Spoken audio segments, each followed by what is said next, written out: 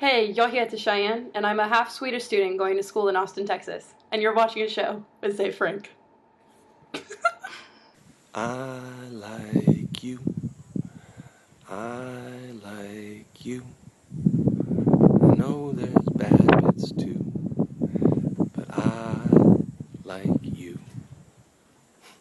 There's a big difference between being a bad person and being a good person that's done bad things. It's a subtle shift in thinking, but it might be one of the most important shifts. There's a big difference between being a bad person and being a good person that's done bad things. I spent a lot of time in my life with the belief that I was defective in some way, that there was a quality inside me that made me unfit or unworthy, even rotten. And if I screwed up and faced anger or disappointment, I used it as justification for that belief. It was almost like returning home. And if things were going well, something would nag at me and remind me that a reckoning was coming, that I'd be ratted out as unfit, unworthy, even rotten. It's weird, I used to have these dreams where I killed someone and I was about to get caught and I was terrified, but it also sort of felt right. It felt right. And that part of me is a darkness. It's a secret.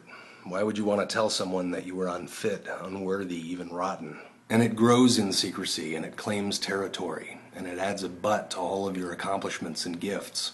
I did that, but they like me, but it says, remember, in the end, the only thing you can count on is me, because I know you're unfit, unworthy, even rotten.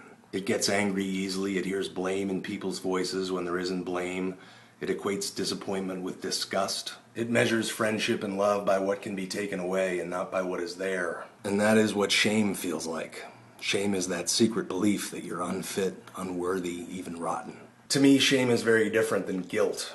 Shame is I am a bad person, and guilt is I'm a good person who's done bad things. And shame takes away one of the best qualities that you have, namely the courage to take responsibility for what you do, and the courage to understand why you do act badly sometimes, and where those impulses come from, and the courage to do something about it.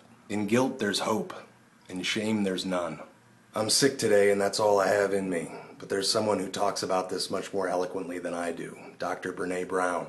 I've included a link to one of her talks. Please give it a watch and tell me what it makes you think of. I like you. I like you. I know there's bad bits too, but I like